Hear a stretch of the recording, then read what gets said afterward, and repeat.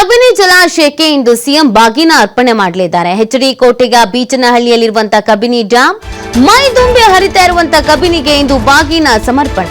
ಬೆಳಗ್ಗೆ 10:50ಕ್ಕೆ ಬೀಚನಹಳ್ಳಿ ಹೆಲಿಪ್ಯಾಡ್ಗೆ ಸಿಎಂ ಆಗಮಿಸಲಿದ್ದಾರೆ. ಬಾಗಿನ ಅರ್ಪಣೆ ಕಾರ್ಯಕ್ರಮದಲ್ಲಿ ಡಿಸಿಎಂ ಡಿಕೆ ಶಿವಕುಮಾರ್, ಜಿಲ್ಲಾ ಉಸ್ತುವಾರಿ ಸಚಿವ ಡಾಕ್ಟರ್ ಎಚ್.ಸಿ. ಮಹದೇವಪ್ಪ ಕೂಡ ಭಾಗಿಯಾಗಲಿದ್ದಾರೆ. ಇನ್ನು ಅನೇಕ ನಾಯಕರುಗಳು ಇದರ ಸಂದರ್ಭದಲ್ಲಿ ಸಾಥ್ ನೀಡಲಿದ್ದಾರೆ. ಉತ್ತಮವಾಗಿ ಮಳೆಯಾಗಿ ಹಳ್ಳ ಕೊಳ್ಳಗಳೆಲ್ಲ ತುಂಬಿ ಹರಿತಾ ಇದೆ. ಇದೇ ಸಂದರ್ಭದಲ್ಲಿ ಬಾಗಿನ ಅರ್ಪಣೆ ಕಾರ್ಯಕ್ರಮವನ್ನ ಮಾಡಲಾಗ್ತಾ ಇದೆ. ಇವತ್ತು ಸಿಎಂ ನೇತೃತ್ವದಲ್ಲಿ ಬಾಗಿನ ಅರ್ಪಣೆಯನ್ನ ಹಮ್ಮಿಕೊಳ್ಳಲಾಗಿದೆ. ಡಿಸಿಎಂ ಡಿಕೆ ಶಿವಕುಮಾರ್ ಅವರು ಕೂಡ ಸಾಥ್ ನೀಡ್ತಾ ಇದ್ದಾರೆ.